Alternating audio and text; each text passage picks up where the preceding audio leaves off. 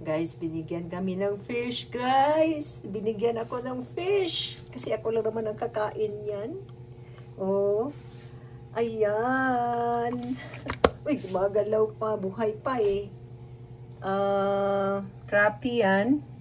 Ito, bass. Tapos ito, walleye. 1, 2, 3, 4, 5, 6, 7. 7 walleye, isang crappie at saka isang bass. Di ba? Ang dami. Maraming beses ko na yan kakainin, guys. Di ba? Isda lang yung kinakain ko ngayon. Hindi muna ako kumakain ng pork, chicken, and beef.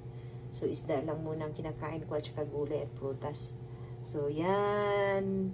Very fresh na isda. Kaya tuwang-tuwa ako dahil marami na akong ulam. At saka very, very fresh pa. Bye-bye!